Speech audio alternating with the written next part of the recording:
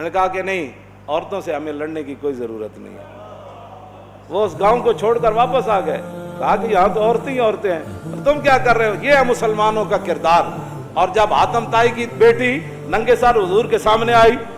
تو پھر رسول اللہ نے ان سے قید ہو کر آئی، اور حضور فرمایا کیا چاہتی ہو؟ کہا جی میں نے آپ یہاں نہیں رہنا، مجھے میرے بھائی عدی بن حاتم شام دوڑ گیا ہے، آپ مجھے سواری دیں اور راستے کا خرچہ دیں، زیادہ راہ دیں تو مجھے آپ آزاد کر دیں۔ حضور نے فرمایا یہ بھائی ان کو سواری بھی دے دو، ان کو کپڑے بھی دے دو، ان کو زیادہ راہ بھی دے دو، اور ان کو بحفاظت شام روانہ کر دو۔ جب وہ شام پہنچی نا، عدی بن حاتم، حاتم طائی کے بیٹا، ان کا بھائی نے کہا تھا میں نے حضور کا کلمہ نہیں پڑھنا، جو مرضی ہو جائے۔ جب وہ بہن بھائی کے پاس پہنچی تو پہنچنے کے بعد اس نے پوچھا تو کہاں سے آ رہی ہے؟ انہوں نے کہا میں تو رسول اللہ کے دربار سے آ رہی ہوں۔ انہوں نے کہا پھر کیا ہوا؟ انہوں نے کہا میں تو قید ہو گئی تھی۔ انہوں نے کہا پھر تجھے قتل نہیں؟ انہوں نے کہا قتل کی بات کرتا ہے تو قتل کی بات ہے؟ انہوں نے کہا تو نے کیسا ان کو پایا؟ انہوں نے کہا بھائی جان ایتھے سمجھ آنے والی گل نہیں۔ انہوں نے کہا میں تے نہیں مننا۔ انہوں نے کہا جلا ہویا ایک بار جا تے صحیح، تو ویکھ تے صحیح، تو آیا نہ درتے کیوں بد نصیبہ ہزاراں رنگاں وچ رنگیں دے محمد۔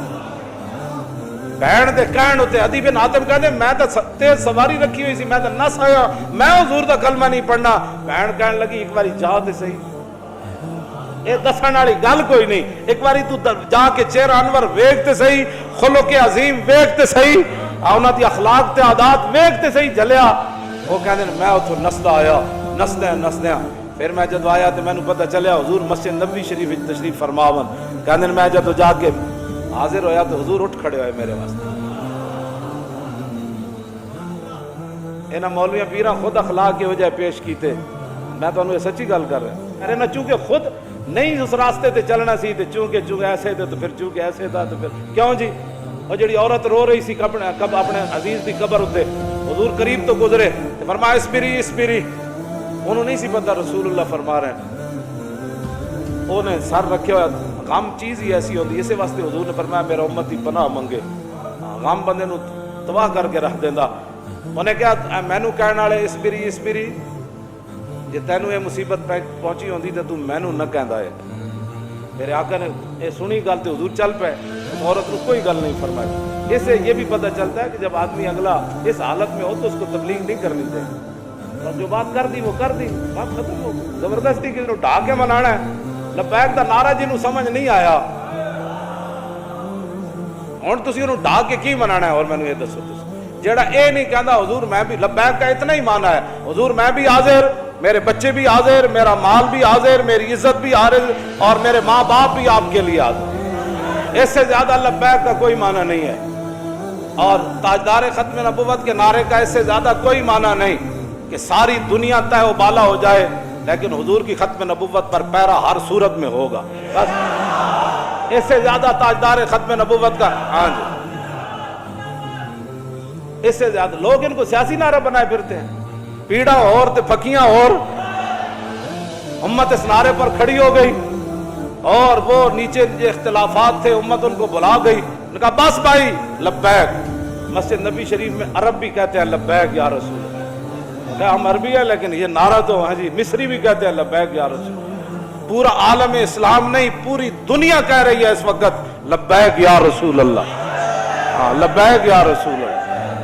تو اس سے بڑا اللہ کا کیا کرم ہو سکتا ہے کہ امت اختلافات کو بھلا کر حضور کی غلامی کے لیے جمع ہو گئی۔ اور اقبال کہتا تھا، یہ میں کہتا تھا اقبال کی یہ خواب کب پورا ہوگا کہ اقبال کہتا تھا زان کے ملت را حیات از عشق اوست اور برگو ساز کائنات از عشق اوست۔ اقبال کہتا تھا کہ ملت کی حیات، ملت کی ترقی، ملت کا عروج اور پوری دنیا پر اسلام کے غلبے کی ایک ہی وجہ ہے کہ امت حضور سے پیار کرے، حضور سے عشق کرے۔ تو میں کہتا یہ کیسے ہوگا، لیکن رب ہے جو چاہے کرے۔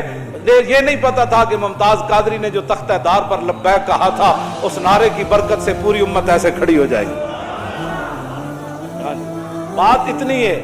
کہ وہ عورت نے حضور نے گل کی تھی کہ مجھے بہت مصیبت پہنچی ہے، اس کو تو پتہ نہیں تھا یہ رسول اللہ ہے، اور غم کتنی عجیب چیز ہے کہ وہ حضور کی آواز کو بھی نہ پہچان سکتا۔ اللہم انی اعوذ بک من الغم والحزن، حضور کی اپنی دعائے مبارکہ ہے کہ میرا امتی کہ میں پناہ مانگتا ہوں غم اور حزن سے۔ ہاں جی یہ بڑی ڈاڈی شاعر ہے۔ اب میں جو بات اگلی کرنے لگا ہوں، بعد میں جب صحابہ آئے تو انہوں نے کہا آپ کو پتہ ہے جنہوں نے آپ کہا تھا اس پر ہی صبر کرو وہ کون تھے؟ کہا نہیں۔ کہا وہ تو خود رسول اللہ تھے، وہ میں نے حضور کو یہ جواب دیا ہے۔ وہ کہتی ہے میں پھر گئی جلدی جلدی حضور کے دربار پر، میں جو بات کرنے لگا ہوں وہ یہ ہے،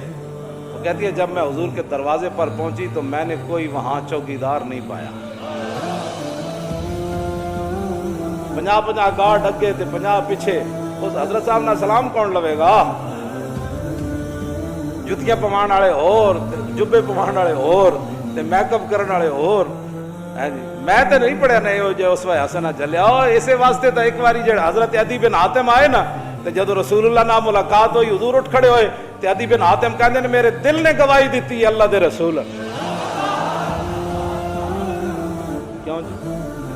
فرماندے پھر حضور نے میرا ہاتھ پکڑیا تو حضور اپنے در اقدس کی طرف گھر دی طرف چل پے، کہندے راستے ایک بڈھی مائی مل گئی، عورتاں نوں ویسی گلاں نہیں مکدیاں تے مائی بھی ہوے تے پھر بڈھی بھی ہوے، کہندے انہوں نے اتنی لمبی گفتگو حضور نال کیتی تے حضور دے چہرہ انور تے بھی ناگواری دے آثار ظاہر نہیں ہوئے کہ میرے نال مہمان ہے تو بس بھی کر رہا، کہندے میں کھڑ کھڑ کے تھک گیا، لیکن رسول اللہ نے ایک باری بھی اس مائی نو نہیں فرمایا کہ مائی بس کر اور کام تھوڑے، کہندے انہوں نے اپنی پوری گفتگو مکمل کی تھی تو پھر حضور چلے نہ جدوں، کہندے دوسری باری میرے دل نے گواہی دیتی حضور اللہ دے رسول، تو کہندے جدوں رسول اللہ گھر تشریف لے آئے تو حضور دا ایک مبارک تلائی سی جہدے تے حضور آرام فرماندے سن، کہندے نے اودے وچ کھجور دی چھال بھری ہوئی سی، کھجور دے پتے بھرے ہوئے سن، اس تے او بدن مبارک سوندے سن جنہاں دے بارے حضرت انس کہندے نے میں 10 سال خدمت کیتی، حضور نال سلام لیا، ہزاراں واری لیا، حضور دے مبارک ہتھاں نوں بوسہ دتا، چومیا، ما مسست خزن ولا حریرن ولا شیئن قط الین من کف رسول اللہ، نہ میں کوئی ریشم نو ہاتھ لایا، نہ کائنات دا کوئی اور نرم کپڑا ہو جائے میرے ہاتھ وچ آیا کہ حضور دے مبارک ہاتھ تو نرم ہاتھ ہوے، حضور اس تلائی تے سوندے سن جے دے وچ روئی نہیں سی، کھجور دی چھال بھری ہوئی سی، نہ انہاں کدی چھال اوتے سونا ہے، نہ انہاں کدی بدر وچ جانا ہے، نہ انہاں کدی جناب تلوار پکڑ کے خندق وچ پہرے دینے، انہیں تو کہنا یہ لبیک والے کیا کر رہے ہیں، اسلام تو امن کا درس دیتا ہے، میں کہا دسو نا خندق وچ کتنے بندے آئے، کیوں جی خندق وچ کتنے بندے آئے، یہ دسو نا قوم لوگاں نو، اذا جاءتکم جنود فارسلنا علیہم ریحا وجنودا لم تروها وکان اللہ بما تعملون بصیرا اذ جاءوکم من فوقکم ومن اسفل منکم وزاغت الابصار وبلغت القلوب الحناجر وتظنون باللہ الظنونا هنالک ابتلی المؤمنون وزلزلوا زلزالا شدیدا واذ یقول المنافقون والذین فی قلوبهم ما وعدنا اللہ ورسولہ فی قلوب مرض ما وعدنا اللہ ورسولہ الا غرورا، یہ تو منافق کا کام ہوتا ہے جب مشکل وقت او جی دیکھا گریک ٹاؤن ہو گیا، اور میں کہا پھر کی ہویا، یہ تو منافق کا کام ہوتا ہے کہ جب مشکل حالات آئے تو کہ دیکھو جی جن کا دیکھو جی اللہ رسول کے ساڑھے نہ ہاتھ میں ہاتھ کرنے کا معنی کر رہے ہیں، لفظی معنی تو نہیں نہ بنتا، اللہ رسول نے تو ان کا لفظی معنی کیا بنتا ہے کہ انہوں نے کیا اللہ رسول کی طرف نسبت کر دی کہ ہمیں تو دھوکے سے دو چار کر دیا گیا، ہاں جی ہمارے ساتھ یہ دیکھو کیا بن گیا کہ جناب ہمیں تو اور کہتے تھے ہمیں تو پیشاب کرنے کا جو خوف ہے کہ پیشاب کرنے جائیں گے بندہ مار دے گا، تو کیسر و کسرا کب فتح ہوں گے، یہاں مدینے میں تو پیشاب کرنے کی سہولت نہیں رہی، 25,000 کا لشکر، منافق کا کام ہی یہ ہوتا ہے کہ وہ جب صحابہ ادھر جو ہے وہ کیا کارنامے سر انجام، اور منافق ان کا بھی رب نے قرآن میں بیان فرمایا کہ منافق کہنے لگے کہ ما وعدنا اللہ ورسولہ وَإِذْ قَالَتْ طَائِفَةٌ مِّنْهُمْ يَا أَهْلَ يَثْرِبَ لَا مُقَامَ لَكُمْ فَارْجِعُوا وَيَسْتَأْذِنُ فَرِيقٌ مِّنْهُمُ النَّبِيَّ يَقُولُونَ إِنَّ بُيُوتَنَا عَوْرَةٌ وَمَا هِيَ بِعَوْرَةٍ إِن يُرِيدُونَ إِلَّا فِرَارًا، کیوں جی یہ منظر بیان نہیں کیوں نہ، چلو چلیے چلیے چلیے توبہ کرو، تھے حال ہی کوئی نہیں، 25,000 کا لشکر آ گیا، آج تے بچی کسی دی نہیں ہونی، کہنے لگے حضور گھر لگے پیچھے گھر میں بندہ کوئی نہیں کی بڑھے گا، اللہ نے فرمایا میرے حبیب گھر تے کاشانہ اقدس جدو آپ گھروں چل کے آ گئے تے آپ دا پیچھے گھر کوئی نہیں، صدیق اکبر دا گھر کوئی نہیں، فاروق اعظم دا گھر کوئی نہیں، عثمان غنی دا گھر کوئی نہیں، حیدر کرار دا گھر کوئی نہیں، انہاں دے گھر وکھرے آ گئے، میرے حبیب گھر لگے ہون دا مسئلہ نہیں، یریدون الا فرارا، اے تے میدان چھڑ کے نسن لگے، سانو جی ہمارا لبیک سے تعلق نہیں ہے، مشکل ٹائم جو آ گیا हाँ जी, मुश्किल से हमारा लबैक से ताल्लुक नहीं, यही तो बात है। लेकिन कुरान, इकबाल कहता अगर दरस कुरान हमने बुलाया होता, ये ज़माना न ज़माने ने दिखाया होता। ये मुनाफिकत के काम होते हैं मुश्किल के वक़्त। इन्हें दसे ही नहीं कि रसूलुल्लाह ग़ज़वा खंदक के मौके पर खुद तलवार पकड़ के किवें खड़े हो। जब 25,000 का लश्कर खंदक के किनारे आ गया, अमर बिन अब्द बुद घोड़ा चनाब छाल मराई ते इधर आ गया, तो 25,000 का लश्कर उत्थे आ गया, तो सारे चांदे सन के घोड़े समेत इधर आ जान। उस वक्त मेरे आका मौला फिर खुद तलवार पकड़ के खड़े हो गए। और हुजूर को अल्लाह ने दबदबा कितना दिया, कन्नहु व फर्दुन फी जलालतिही फी अस्करिन हीन तलकाहु व फी हशमी लहू हिममुन ला मुंतहा लिकबाइरहा व हिम्मतुहु सुगरा जल्लु मिन अद-दहरी। यह दूसरा हजरत हसन का शेर है, पहला इमाम बुसीरी का शेर है। फरमाया अल्लाह ने हमारे आका मौला को हैबत और जलाल इतना अता फरमाया कि हुजूर तन्हा भी खड़े होते तो महसूस होता कि हुजूर की पुश्त पर लाखों का लश्कर खड़ा है। हाँ जी, हाँ जी, तवज्जो, हुजूर खुद तलवार पकड़। क्यों जी, अलैकुम बिसुन्नती है नहीं,